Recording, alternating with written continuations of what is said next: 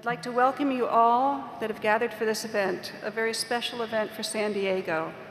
I'd also like to welcome the thousands of people who are watching online, both here in San Diego, around the world, on campus at satellite locations, and in Mexico at the Secut, the Cultural Center in Tijuana, and at Iberoamericana Universidad. It's a real pleasure to share this with as many people as possible. The University of San Diego is committed to improving the human condition by working for peace and social justice. And now, President Mary Lyons will present His Holiness with the University of San Diego Medal of Peace.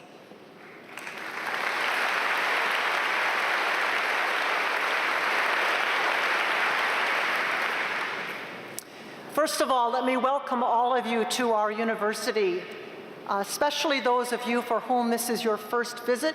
We hope it will not be your last. Your Holiness, we are, of course, honored to welcome you to the University of San Diego, a Catholic university whose mission commits us to educate men and women to become ethical leaders dedicated to compassionate service. Our School of Peace Studies was established because of a generous benefactor, Mrs. Joan Kroc. She hoped that we would not only teach peace, but make peace. Your Holiness, as a spiritual leader, one who strives and continues to live a life dedicated to peace by working for justice, you are truly a living witness to the greatest aspirations of our university. And thus, we are very honored today to present to you the University of San Diego Medal of Peace.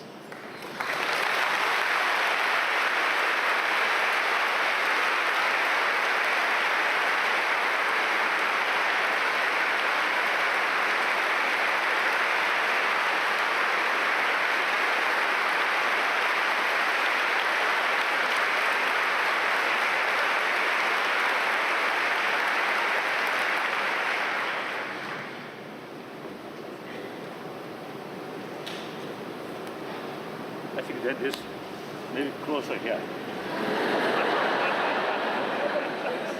No. And then clearly shows that there's something written with this person. If it remain here, then nobody knows. Not very sure. Thank you. Thank you much. Thank you. Thank you. Thank you.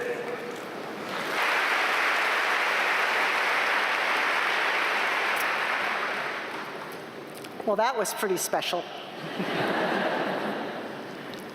And now it is my privilege to introduce to you Pam Omidyar, who is the founder of Humanity United, a foundation that is committed to building peace and advancing human freedom. She is the co-founder with her husband Pierre of the Omidyar Network, which promotes economic, social, and political change. Please join me in welcoming Pam to the podium.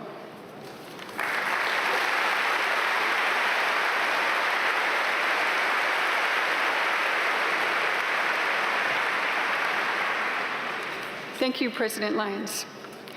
Hello, everyone. I am honored and delighted to be with you here today and to introduce His Holiness the 14th Dalai Lama to the University of San Diego. We are so fortunate to have His Holiness speak on the topic of how to cultivate peace and justice. His life has been dedicated to expanding harmonious living through universal human values and a shared understanding of each other's religious traditions. Surely, these are the underpinnings of a peaceful and just global society. His Holiness began his monastic education at the age of 6, after being recognized a few years earlier as a reincarnation of the 13th Dalai Lama. In the middle of his studies, at the age of 15, His Holiness also assumed the role of Tibet's temporal leader, much earlier than planned, after China's incursion into Tibet. Committed to peace through nonviolence, His Holiness continued working towards a peaceful resolution with China and continued his studies, earning a Geshe degree, the equivalent of a doctorate in Buddhist philosophy. However, in 1959, His Holiness and many Tibetans were forced to leave the country and found safety in India. The Dalai Lama shares the status of refugee with over 15 million people around the world, for whom lack of both peace and justice in their home country may mean years, sometimes their entire lifetime, spent away from home. His Holiness and so many Tibetans have been political refugees for over 50 years. During this time, His Holiness has advocated for the education and safety of his fellow Tibetans, has traveled around the world to share his message of secular ethics and religious harmony, and he has raised awareness of Tibet and its people's desire for genuine autonomy and freedom. In his spare time, he has written over 70 books and continues the full duties as a spiritual leader of Tibetan Buddhism. A testament to his work and universal acceptance of his teachings, His Holiness has received over 80 honors and awards from organizations and universities in nearly 30 countries. This includes the Nobel Peace Prize, the U.S. Congressional Medal of Honor, the Mother Teresa Memorial International Award, and this year, the Mahatma Gandhi International Award for Reconciliation and Peace, the Templeton Prize, and the University of San Diego Medal of Peace. His Holiness continued his political duties until last year when he officially retired. He continues to be the spiritual leader for millions of Buddhists around the world and an inspiration to religious and non-religious people everywhere. The Dalai Lama teaches us that peace and justice can coexist. Too often, we consider that peace requires foregoing justice, or that seeking justice defers peace. This is a false choice. Justice and peace are inextricably linked. Too often, those working the peace negotiations are at odds with those seeking accountability for wrongs committed. Hidden intentions and narrow perspectives contribute to this problem. However, where there is a greater collective commitment to take on a broad and shared vision for the future, a good and just peace can result. In his recent book, Beyond Religion, Ethics for the Whole World, His Holiness writes about both peace and justice within the framework of compassion. Compassion and nonviolence are signs of courage, not weakness. It takes courage to engage one's enemy with understanding and dialogue, rather than force. This has been the Dalai Lama's approach towards both peace and justice for the people of Tibet and elsewhere in the world. Unlike so many people forcibly oppressed throughout history, the Dalai Lama never embraced the idea of violent resistance. He understood from the very beginning that violence never leads to lasting peace. Buddhist training has shown him how to use logic and a broad, long-term perspective to understand that violence can only beget more violence. If only our world leaders use this higher standard of thinking and reflection in their political decisions. Your Holiness, thank you for your tireless efforts around the world to share your teachings. You've taught us that our personal peace can lead to world peace if we all make the effort. Please join me in welcoming His Holiness the 14th Dalai Lama.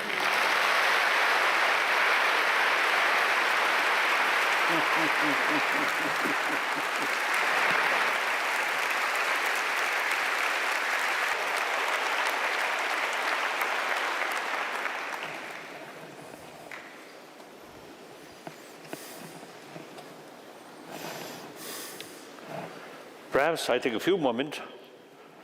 I would like to speak or stand. Sort of show my respect.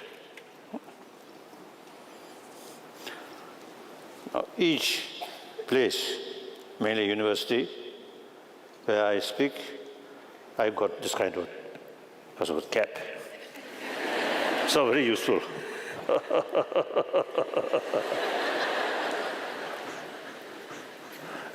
So, the morning, I got another sort of cap, Kasadi. University. University of California, San Diego. Then I little sort of doubt whether I should wear that or my own sort of cap. Yeah.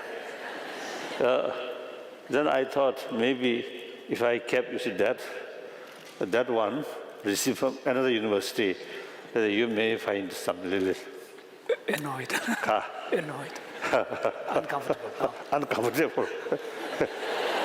So then I saw this there, but till someone give me this, I cannot touch. So I wear that, my own sort of the old one. Okay, now.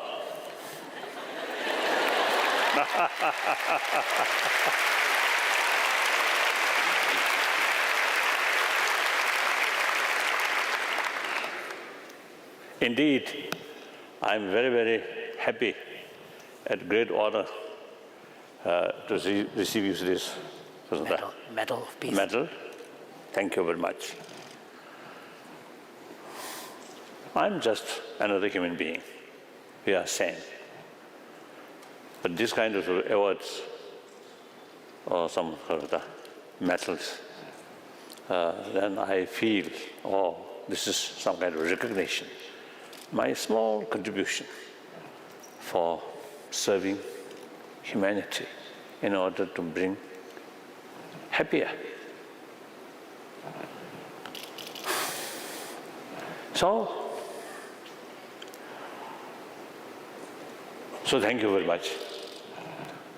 Firstly, you invited me here. And secondly, you see, you give me this. So thank you. Then I really impressed. Now, number of places and different countries. Now, quite often, I'm hearing compassion, peace, non-violence. And not only that, just a word, but many places, including this university, you see, there are pockets who really making actual effort, implementation or effort, more awareness about the value of compassion.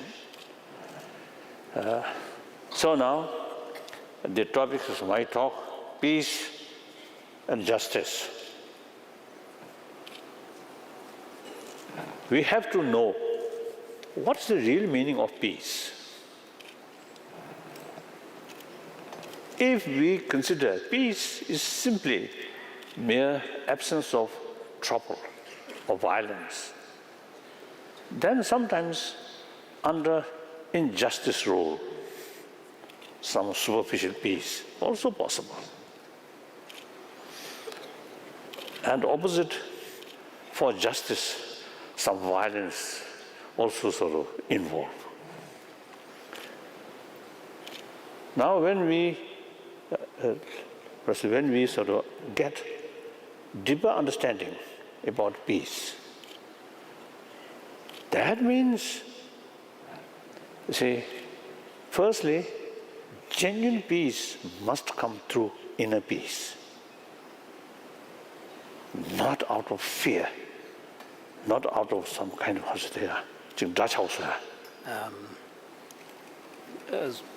Appearance, just appearance. superficial appearance. Peace must come through inner peace. So actually, violence and non-violence demarcation, not on action, but on motivation. There are 3 levels of action: physical action, verbal action, mental action. 3 levels. So ultimate demarcation, peace and violence, is related with motivation, mental action. So for example, with sincere sense of concern of others' well-being, including sort of children or students, their well-being, or mother or teacher, sometimes using a little bit sort of harsh word or sort of also the harsh face. Method. But this actually non-violence, because that kind of physical action or verbal action come out of genuine sense of concern of their well-being. So essentially that is non-violence. Other hand,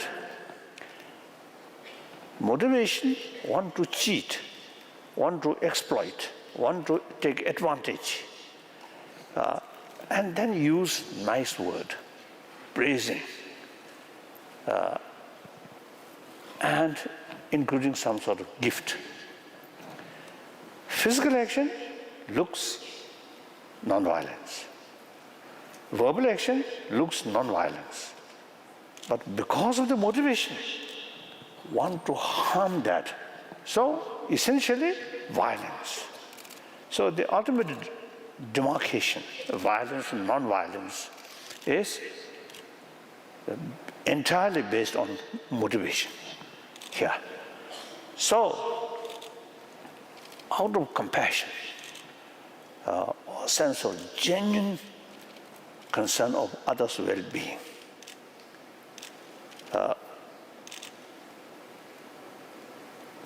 then any action, essentially non-violence. So non-violence,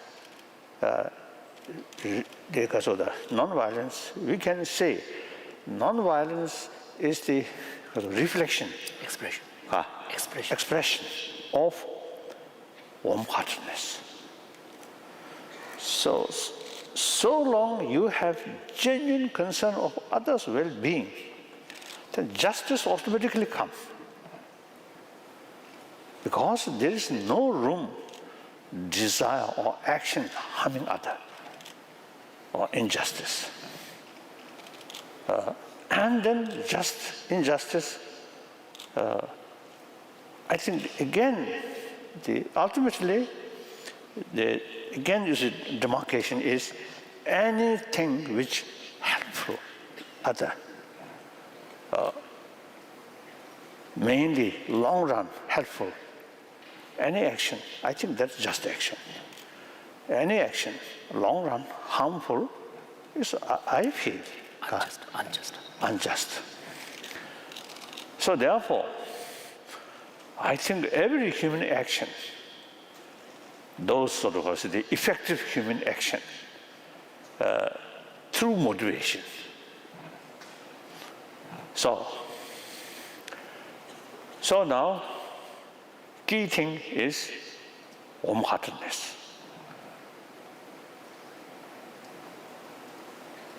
Actually, the sense of concern of others' well-being. Now here, I often use explaining the compassion or sense of concern of others' well-being. You see, there are two levels. One level, mainly biological factor. Those social animals, and also particular, I think social animal, and then also the mammals. You see, they are youngsters. For youngsters' survival depend on others' care. Then, biologically, it equipped some kind of motivation, some kind of emotion, taking care, tremendous sense of concern of their well-being. There's not only human beings, but many birds and animals, obviously like dogs, cats. So they are youngster, their survival, so they entirely depend on care by mother or their parents. Their relatives. So that's the basic nature. So according to that nature, we equipped the sense of sort of closeness feeling, sense of sort of concern of others' well-being. So that's one level, biological level. That is common with other species of mammals, which sort of same sort of kind of way of sort of survival. Last few days I spent in Hawaii. And one time, my previous visit Hawaii, I expressed, I wish some people there, you see, carry some sort of research. Some, you see, turtle, the mother turtle come shoreward. On the shores. On the shores, then dig on sand, then egg lay down, then cover, then mother go. Then they, what to say, young turtles, when they Hatch. The egg hatch. they themselves sort of have to fight for their own survival. Some sea birds, there are a lot of things, but I think timing sometimes during night.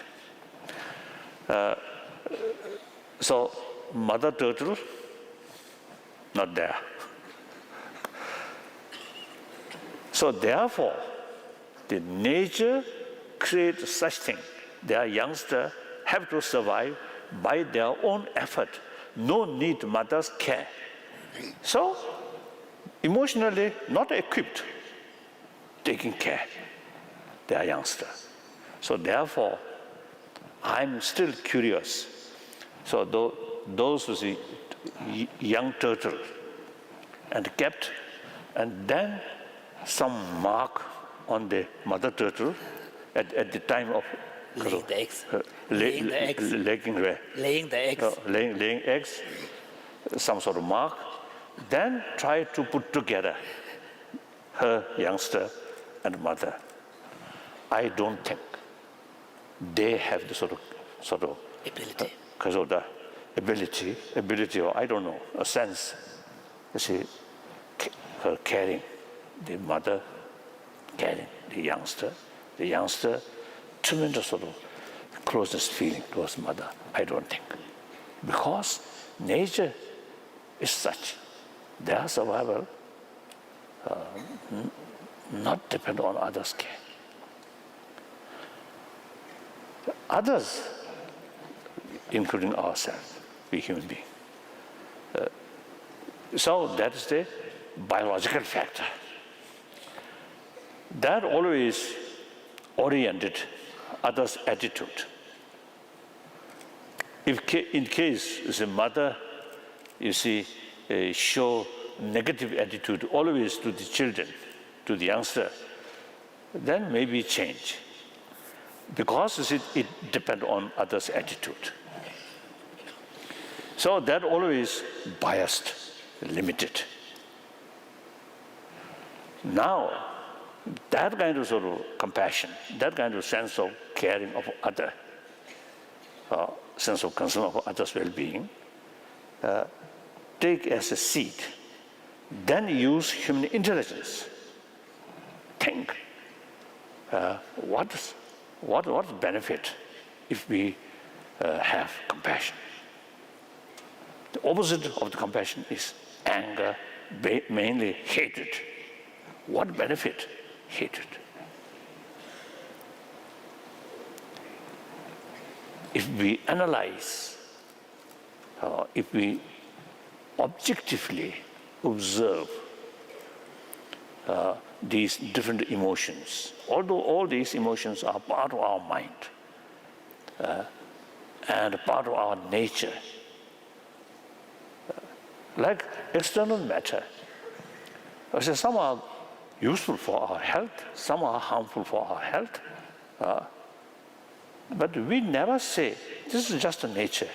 We try to investigate, and then these two different things mixed or synthesized, then we might find some useful things. That we usually do. So why not?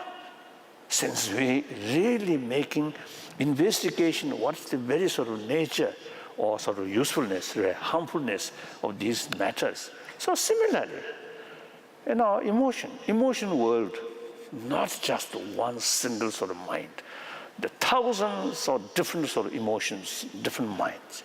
So worthwhile to investigate among these different emotions. What kind of emotion effect, what kind of sort of the result? No. What kind of emotion, what effect on us? And obviously, I think everybody here, I think all have the experience of anger.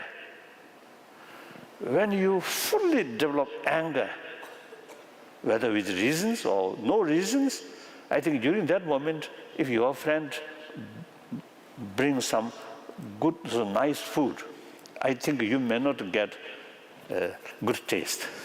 Full of anger here. And you may not get sound sleep. Isn't it? So usually, you see, our method is too much worry, too much stress, and about develop frustration, anger. Then usually what we do is go outside, picnic, and see or listen to music, and all this trouble forget for the time being, or relax, or tranquilizer, or alcohol, or drugs. These are temporary methods. This confirmed everybody experience some emotions are really disturb our mind. That's clear. No need proof, no need reason. Then, like sort of compassionate feeling, warm feeling. Once that develops, your stress reduces, blood pressure reduces. Even your meal, the other day in Hawaii, I just expressed, I want to have native food. So then, next day, my lunch, they arrange also, you see, the native food. When I start taste.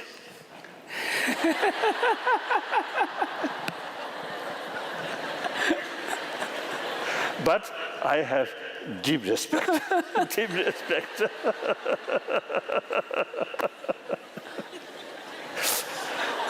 So even you see, not delicious, but still you feel some kind of sort of closeness with that because of respect of the local people, indigenous people, their way of life, their sort of also their food, their culture. So the poor family, their sort of meal may not be wonderful, but with their friends, full of trust, full of sort of respect, mutual respect, trust. Or the food, then secondary, not important. Other hand, big restaurant, a lot of expensive food, expensive wines, right? But taking with some person, you have feeling of jealousy, feeling of suspicion, feeling of distrust. You may not really get the enjoyment which suppose you should bring these facility. This is our common experience, isn't it? So it is really worthwhile not only taking care about external material things, but also, you see, extremely important to take care about our inner different emotions. That's very important. So materialistic society never bother about these things. Yes, many people, you see, follow religious faith, So the faith, tremendous sort of, faith towards God as a creator, according to theistic religion, as a creator, tremendous sort of faith towards God. That means you totally submit to God. So that mental attitude reduces extreme self-centered arrogance. So many emotions which based on that kind of self-centeredness will reduce. So it works. So whether believer or non-believer, it is really worthwhile having some knowledge about map of the mind or emotions. Then it is really helpful to know the different sort of effects of these different emotions. Then, as external matters synthesize or further sort of experiment, similarly carry further sort of experiment about these different emotions, then eventually you will find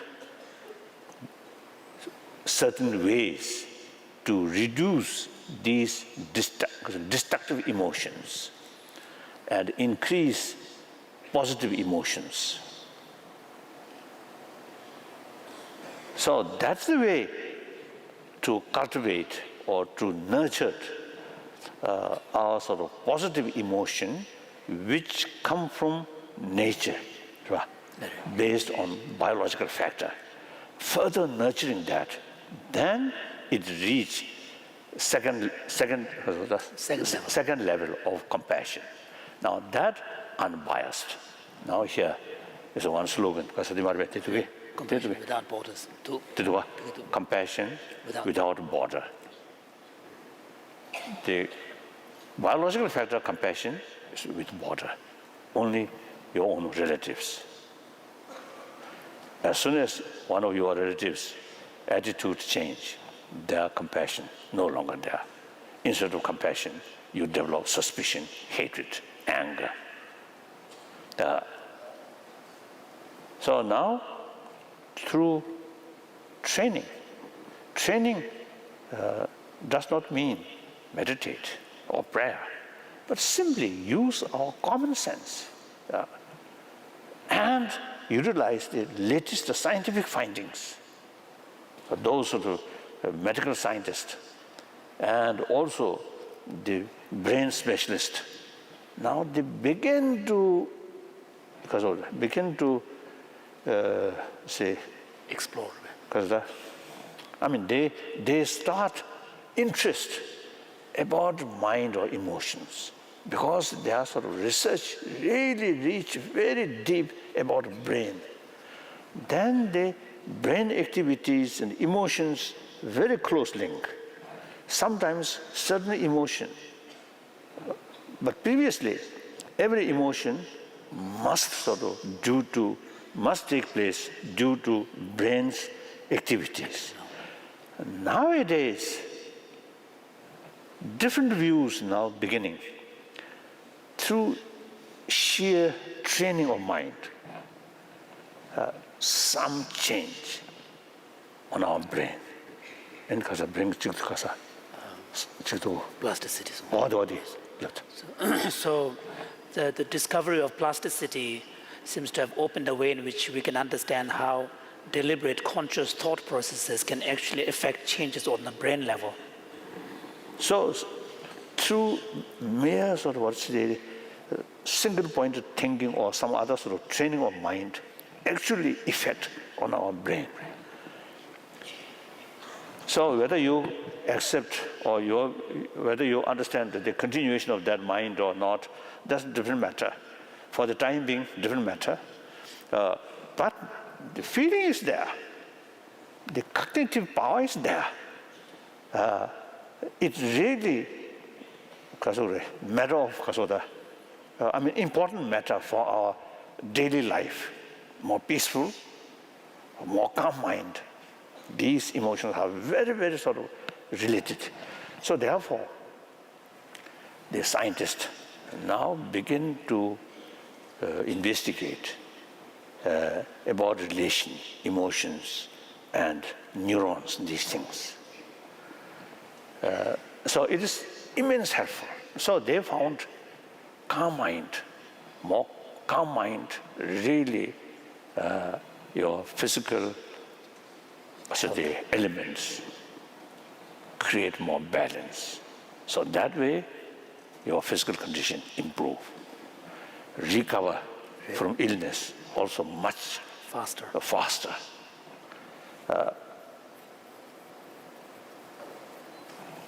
I think simply mental state, hopeful sort of, and hopeful and fresh mind, immense benefit. Completely lost hope and demoralized. Very bad for our health.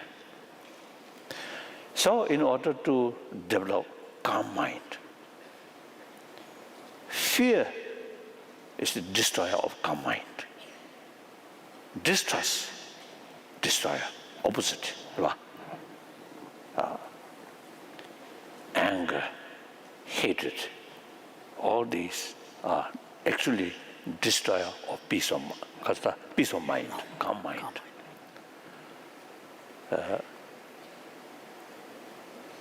These destroyer,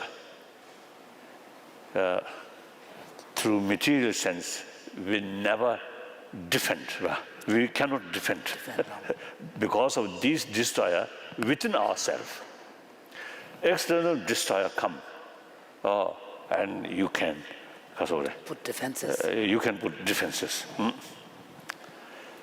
So, actually, we can say actual destroyer of your happiness is actually enemy. That kind of enemy is within yourself. So the proper way to combat that, we must find within our own mind, within ourselves. So it is really worthwhile more study about the nature of mind or emotion and its sort of systems. Now here, in order to reduce this destroyer of inner peace, the only way is increasing these opposite mind. For example, the hatred, anger, or suspicion, distrust. You must develop compassion, sense of concern of their well-being. That compassion, sometimes the people feel, I feel compassion. That's some kind of pityness feeling. Not that. Genuine sort of sense of concern, very much based on respect, others' right, others' being. So that kind of compassion is really very noble sort of emotion, like that. So that emotion or that kind of mind increasing, then distrust reduce. Even distrust with fact, you take little cautious, but still you respect that person. So like enemy, you know the person really harms you, hates you, and creates trouble for you. And yet, you see, we can keep genuine sense of compassion, sense of concern of their well-being on the level of they also human being, most cases human being. They also human being, just like myself. Now, and then, moreover, these also, you see, my future depends on these people. So with that kind of sort of knowledge, still respect. So we can make distinction, actor and action. There are negative action towards you, that sometimes you need counter sort of measure, oppose, stop, try to Stop that. Stop that. But meantime, respect that person and still keep genuine sense of compassion, sense of concern over well-being. That you can do. I think to oneself, sometimes we made some mistake. Then sometimes we angry to ourselves, to oneself. But that very anger, you see, develop because of you love yourself. You cherish it. Because you care for yourself. Oh. So similarly, out of sort of serious caring about the enemy as a human brothers, sisters, their wrongdoing, long run, very harmful for their own future, for their own interest. Therefore, out of that sort of motivation, then try to stop different ways, if possible. If not possible, then okay. then nothing can be done. There's a Tibetan saying, and the Tibetan word for temper rhymes with knuckles. So the saying is, when you lose your temper, just bite your knuckles. But it is impossible to stop that.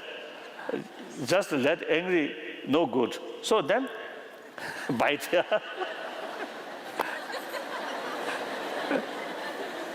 So at least there's some pain that distracted your anger. Like that, I think that way. So in any way,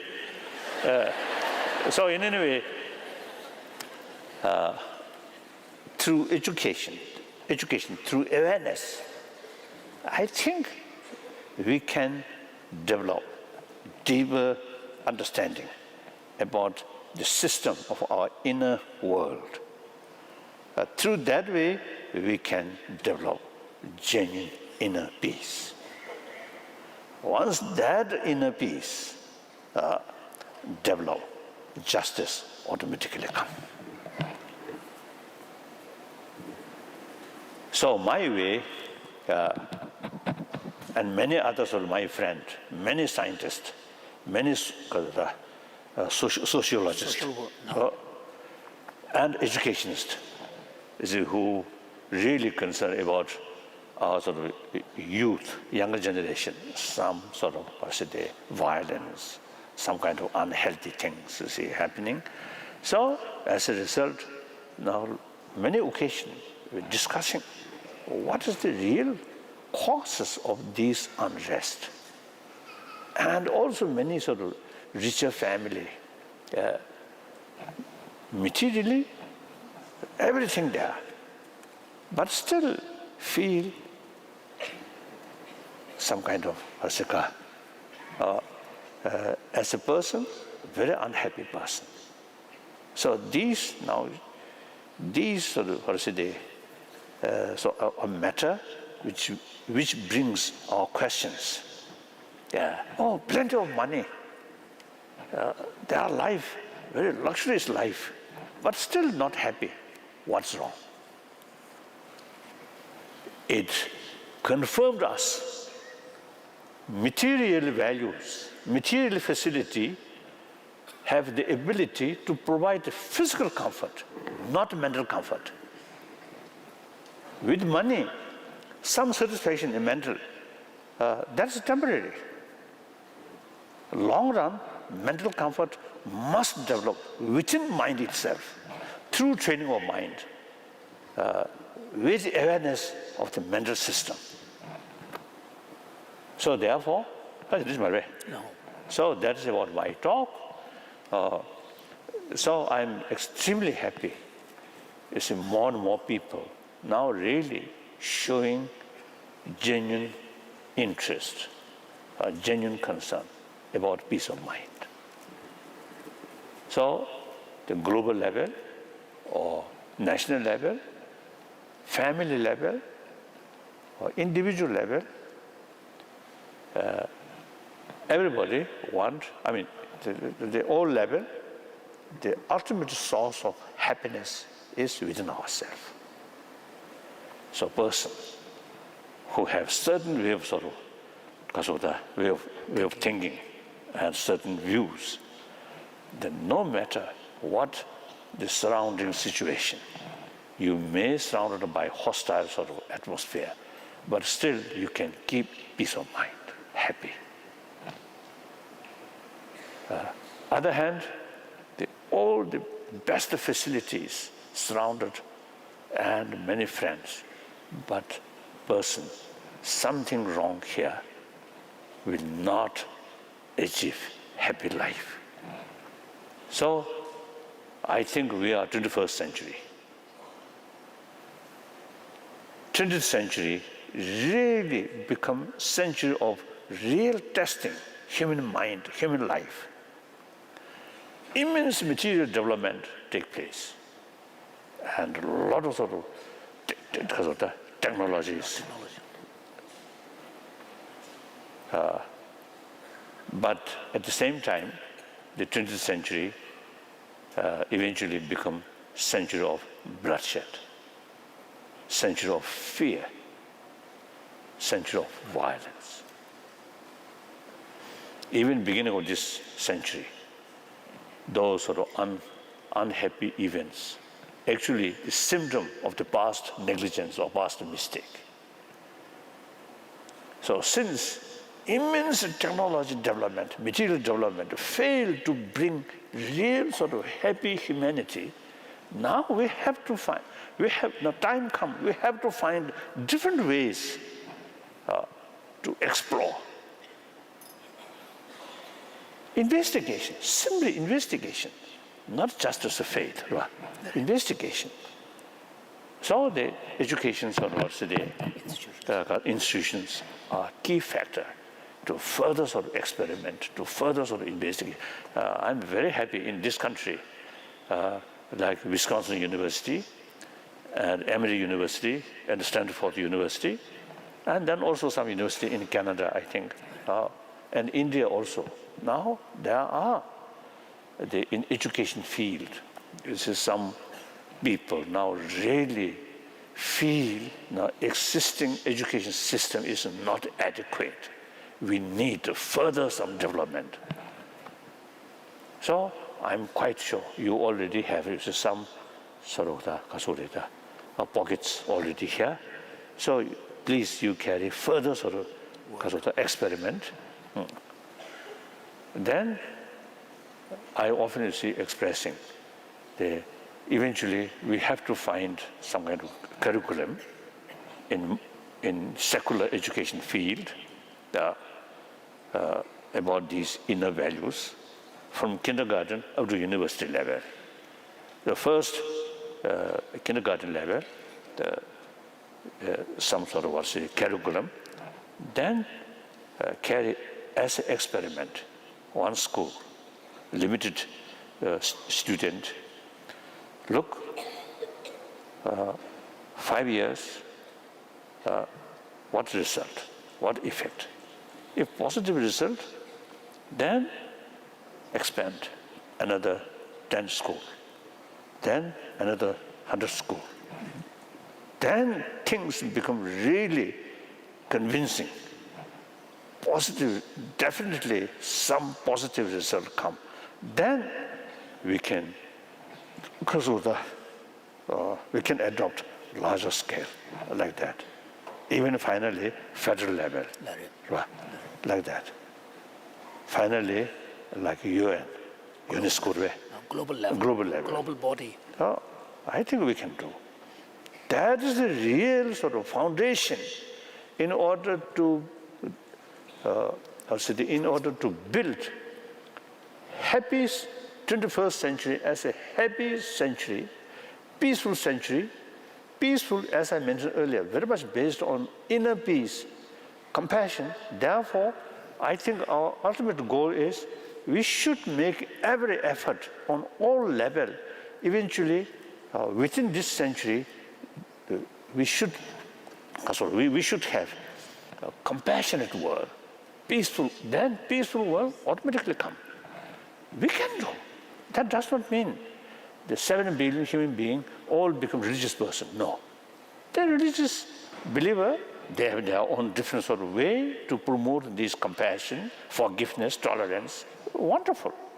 Then those non-believer, or those people who not much serious about sort of these inner values, then through education, through awareness, everybody taking care of oneself. So the best way to care one's own physical well-being and mental well-being. So healthy mind bring healthy body and a healthy family, like that.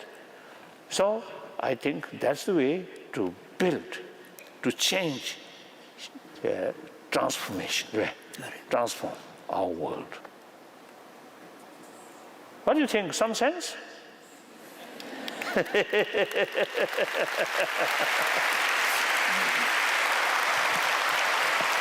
Thank you.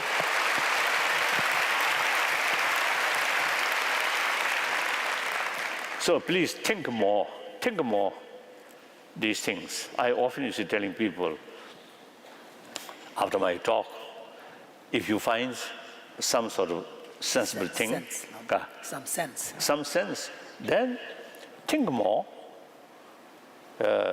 And those people, if feel you see not much sense, then forget, no problem. I'm leaving day after tomorrow, so no problem. Your problem remain forever with you. So you have to manage. You have to manage. And then,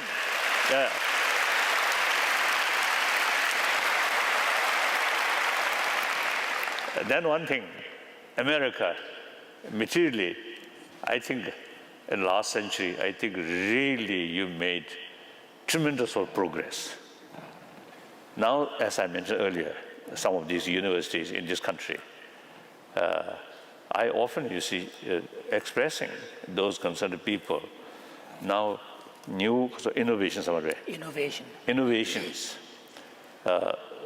from this country. Really, I think worthwhile, really worthwhile. Not only just, you see, material thing, but some other sort of more civilized, sort of advanced sort of thinking, advanced education system. I think you, America, I think greatest democratic country. As far as the population is concerned, the most populated democratic country is India.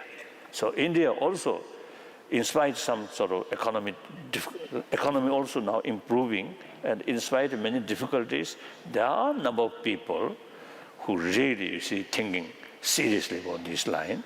Then after all, India, 1,000 years, I think more than 3,000 years, the concept of non-violence, concept of religious harmony, these are something I feel living example on this planet. So I really have sort of great hope, America and India. So please think more on this line. Thank you. Now questions.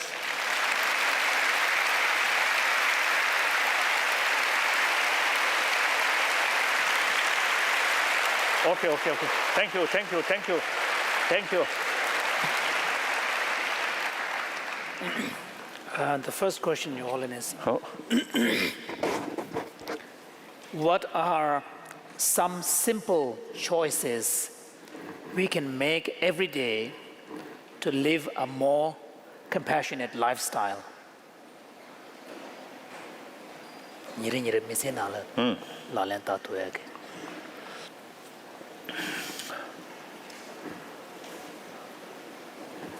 My thinking,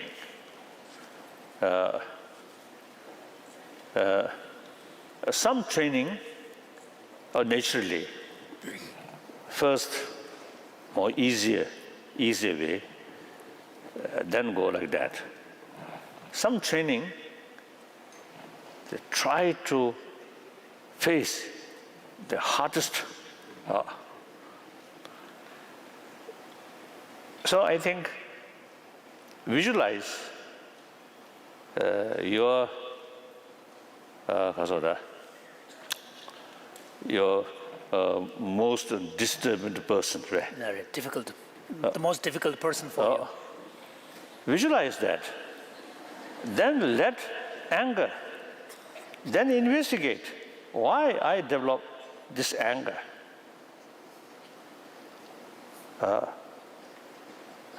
Naturally, when he was young, like school children, no basis of my anger. But few years ago, one time I met one, I think senator or congressman. He told me his young boy, I think boy, asked him, the Saddam Hussein, when he was young, I think he also received maximum sort of affection from his mother. That kind of period must be there. His young son is asking him like that. So that's true. Firstly, you see, investigate. When I develop my anger towards that person, what's the reason? A certain reason. Just out of thousands different actions of that person, just one action irritates me. That's unfair. Some other sort of, and then example yourself. I also, you see, occasionally lose my temper, and some harsh word, some negative face, I also develop. So that person also same way. Thinking these lines, then every event, there are different aspects.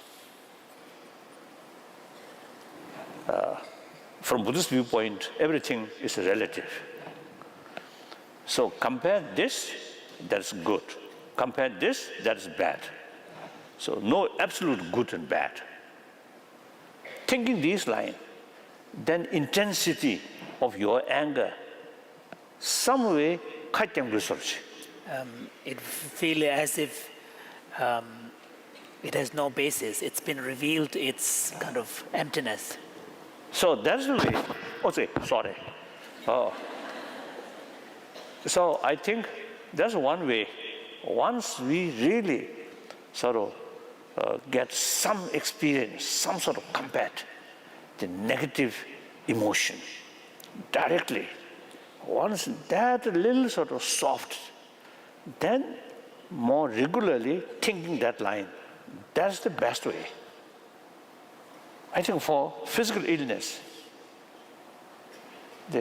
some minor symptoms also, you see, have to remove, but main thing is the main illness. The doctor really deal with main sort of illness. Then all other symptoms automatically reduce. So similar way, that's sort of my thinking. I feel like that. Next question. Now next question. No. Why should we feel compassion for people who have no remorse? Remorse kare. Who have no remorse after committing horrible crimes? So actually, more reason feel sense of concern. Once we develop some kind of sort of strong feeling, oneness of humanity, there is also, like me, like us, same. All these sort of mistakes, essentially out of ignorance. So we have more reason feel pity, feel concern. So thinking these lines.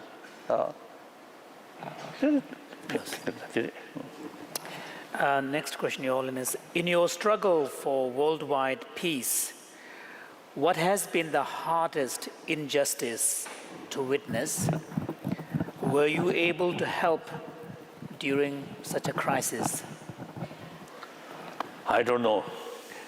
That's the shares 나를 이제 crisis when Ekilia paid.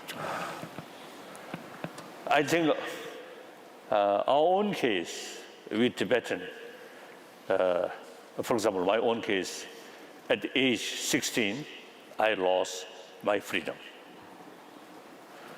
Then 9 years with Chinese communist brothers, sisters, little difficulties. The other day, when I met some Chinese from mainland China, I told them, since 51 to beginning of 59, I lived with communist friends. So during that period, I also learned how to act hypocrisy. Then, beginning of, April 1959, I reached India as a refugee.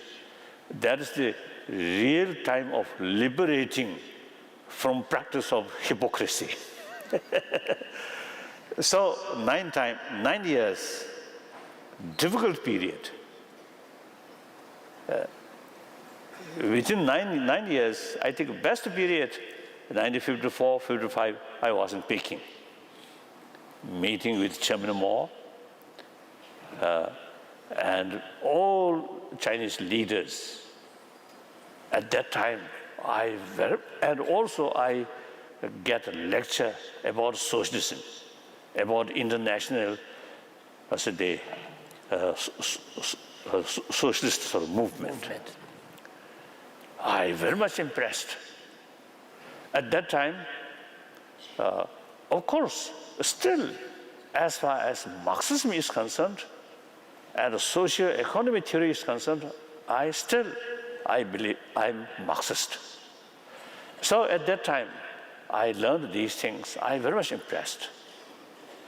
So, and Chairman Mao Zedong himself, very nice person. So that time, I want to join Chinese Communist Party. But then the concerned officials say, wait. I think they may know already their party eventually spoiled or rotten party. So in any way, so that period, I think, very, very hopeful sort of period. One example, 1955 summer, when I returned from Peking to Lhasa, same road, the previous year I went. So on the road, I met the, I think, General, the 18th Army Division, the General, Tang Guoha. Very nice person. He coming from Lhasa to Peking. So we met on the road. And then I told him, last year, when I coming through this road, a lot of suspicion, a lot of fear. Now I'm coming back full of hope. No fear now, I told him. So that kind of sort of situation at that time. Then, end of 55, beginning of 56, things become really difficult. So that become worse and worse. So 9 years, quite sort of, a lot of sort of anxiety, a lot of worry. It's particularly my position. One way, I'm Tibetan. I have to sort of, take concern about their well-being. Other hand, I also have to sort of every effort, including hypocrisy, to make please the Chinese authority. Then finally, no any sort of the choice except escape. Then last now 53 years, I'm a refugee. And beside our sort of work as a refugee community, for refugee community, but news or event inside Tibet, particularly the last 1 or 2 decades, particularly last 1 decade, really terrible. And these days also very, very terrible. So a lot of sort of also the sad things, difficulties there. Now, 2000, on March 10th, 2008, as soon as I received the information from Tibet, the Lhasa people now taking or moving sort of demonstration. And as soon as afternoon, I received that information. And I really get some sort of same experience, which 10th March 1959, similar sort of Experience. anguish, No, there's anxiety.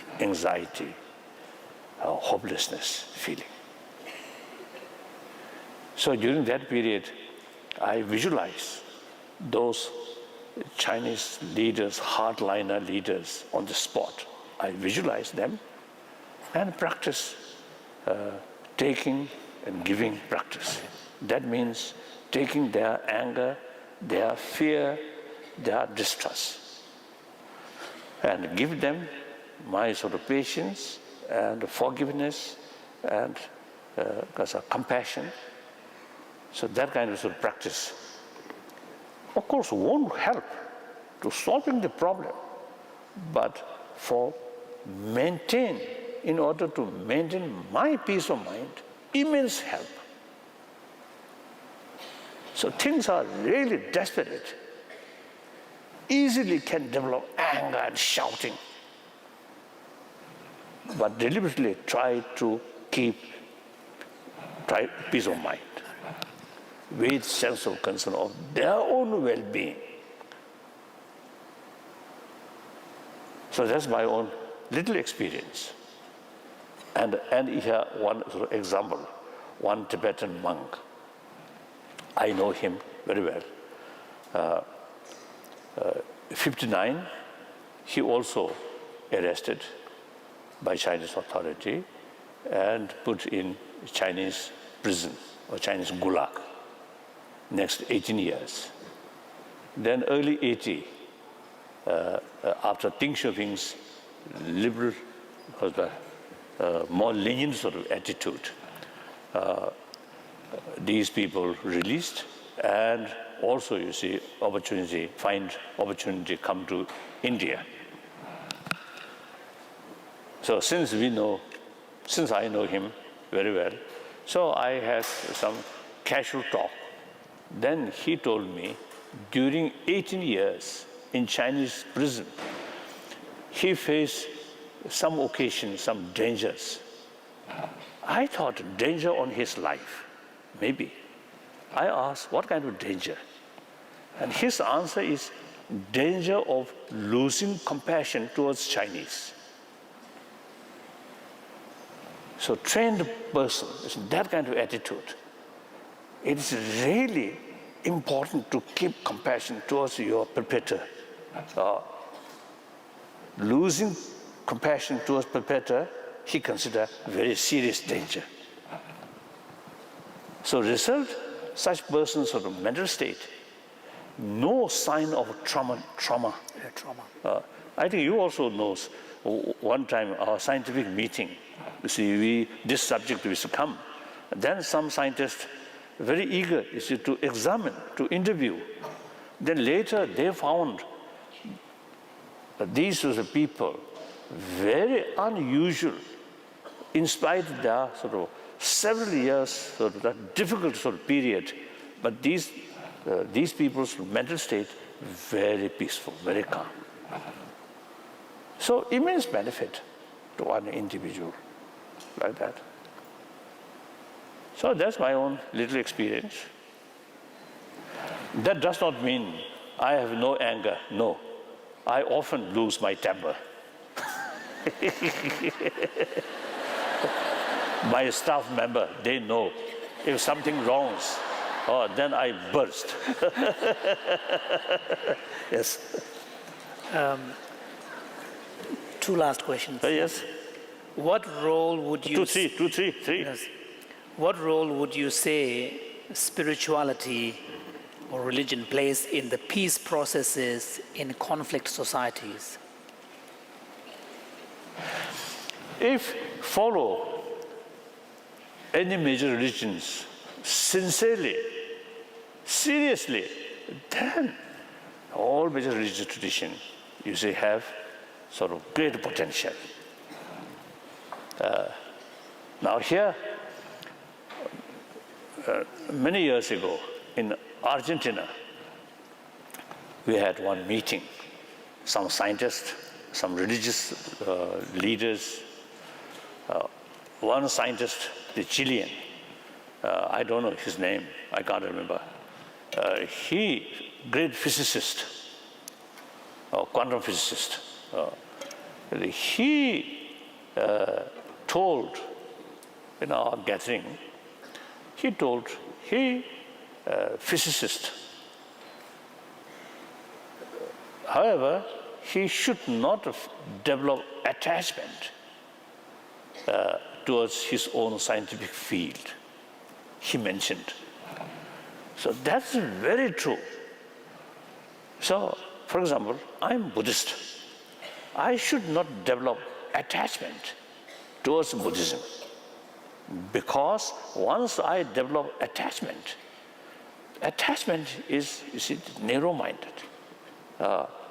Then, you see, with that kind of narrow-minded, you can't see the other things objectively. So your sort of faith towards your own religion is actually biased. So I think that's important. The major religious sort of practitioner. I think here I always making distinction: faith and respect. Faith towards one's own religion.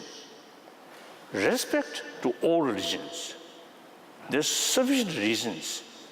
All those major religious traditions served humanity last 1,000 years, and at present millions of people still get benefit, immense inspiration. Then in the future also, these remain one of the source of hope. So there's plenty of reasons to respect. So I'm Buddhist. Sometimes I describe I'm staunch Buddhist. Reason: many texts which we learned from very young age, childhood.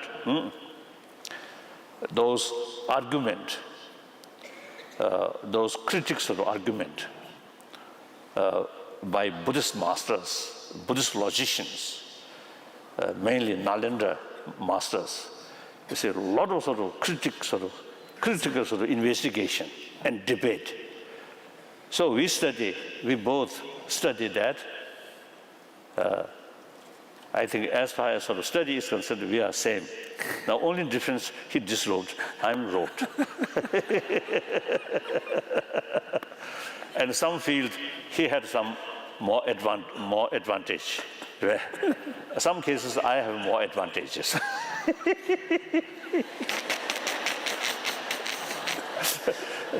So since we study these things, so it easily you should find some contradictions. So therefore, I consider I'm staunch Buddhist. However, I sincerely, seriously respect all other major religious traditions. Whenever I have the opportunity, I make a pilgrimage to different sort of Holy sites. holy sites. And this practice I start in 1975 in India. Whenever I have the opportunity, I take pilgrimage to all different religious sort of sacred places. So one time, I got an invitation from John Mayne's Group. group Christian in meditation England. World Christian Meditation Community. I think firstly I met John Mayne himself. I think in America or Canada. I think Canada I met. I very much impressed. We sit together. He carries some kind of prayer with some musical instrument. Then tear comes. Very sincere. When praising God, appeal to God, tear comes. I very much impressed. And then like Mother Teresa and many other, and all American, Thomas Merton, the monk, Trappist monk. Oh, wonderful.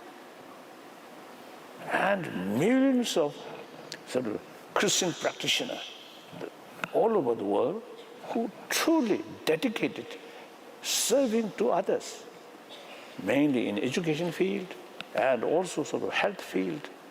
Such sort of tremendous sort of dedication come from their faith. So there are plenty of reasons to respect. And then practical also, you see, all these major religious traditions, they practice of love, compassion, forgiveness, tolerance, self-discipline, contentment. Same, all religions. No basis of argument. In the philosophical field, yes, there are big differences.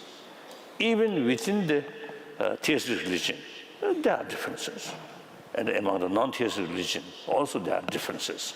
But that's a necessity in order to strengthening the real message of love.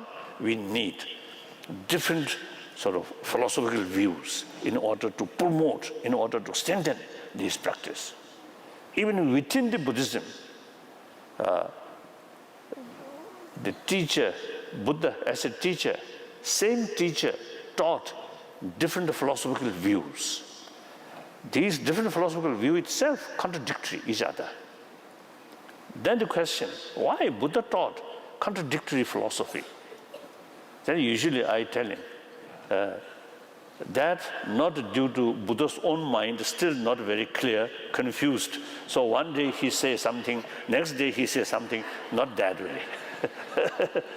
Then next question, or then other possibility, he deliberately tried to create more confusion among his disciples. Still no, certainly not. So then answer is, he compelled to tell different views according among his own follower, different mental disposition and mental capacity. So he compelled, he had to sort of tell different views in order to promote practice of love, compassion, forgiveness, these things. So from that, we can easily learn the other tradition. Oh, say there is creator. So everything depends on him. A very powerful sort of way of approach. Like that. So therefore, what point? I forget. What is it? Oh, so you see distinction, respect, and faith. So like that. And then next question. What do you see to be the most serious conflict or global issue that needs to receive attention?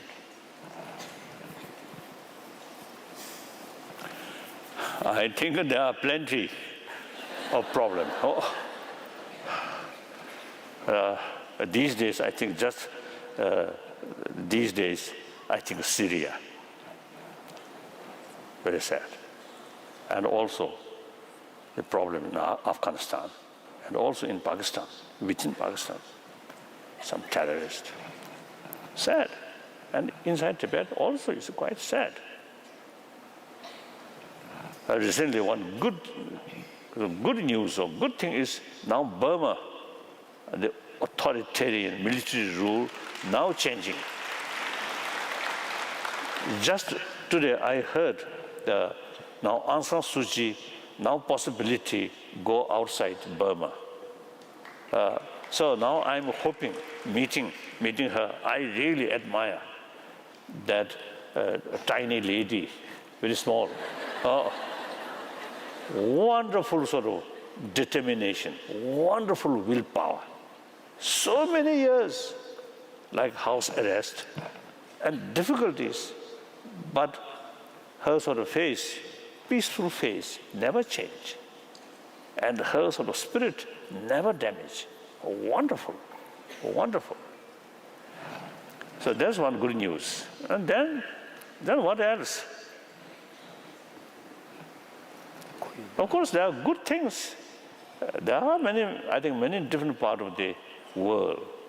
Good things also, you see, there. So I think overall, in spite of some sad events here and there, overall picture, I think humanity becoming more civilized, thinking more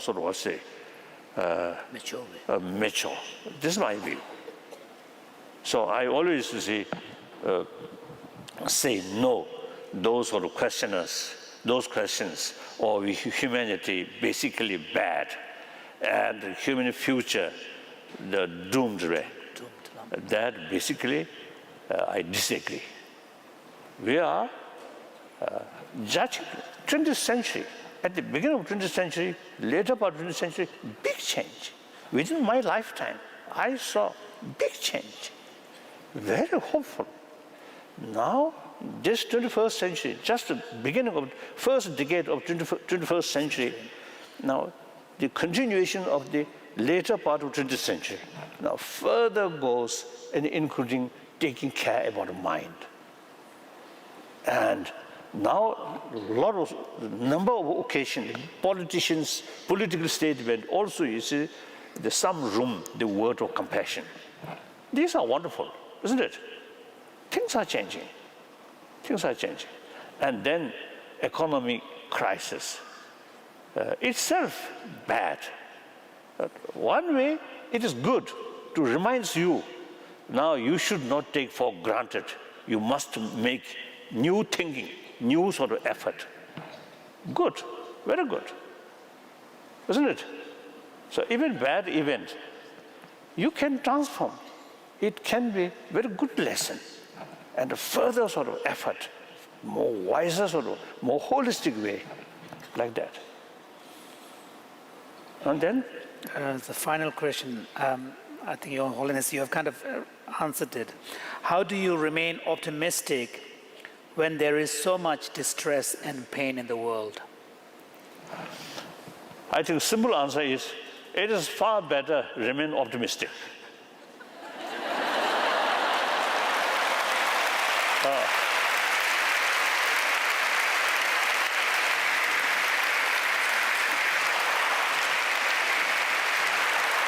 Okay. Wait.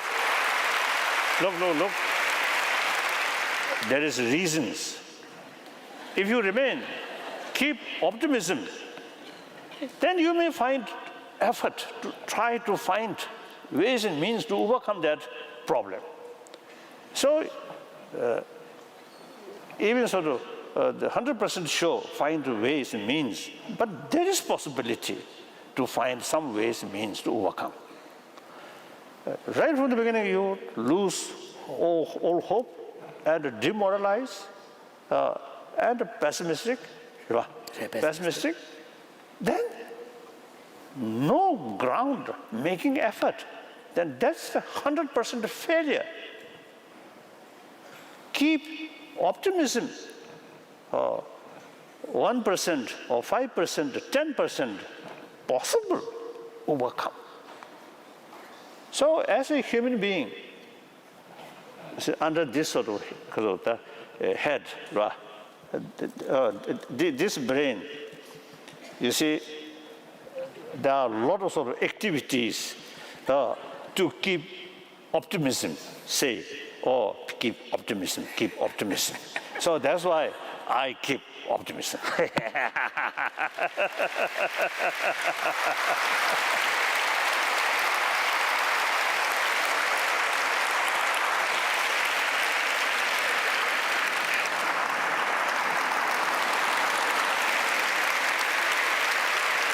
Thank you.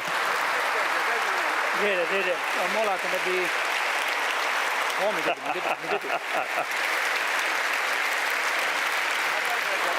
가.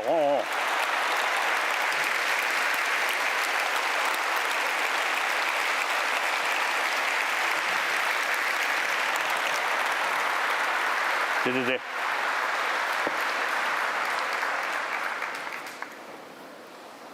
어느 내전 포커스.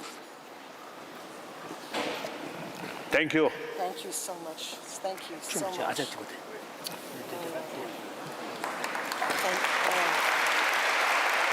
Thank you. Thank you so much. Thank you. This is wonderful. Thank you.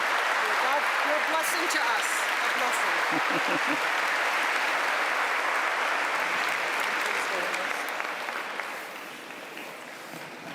Thank you. Thank you.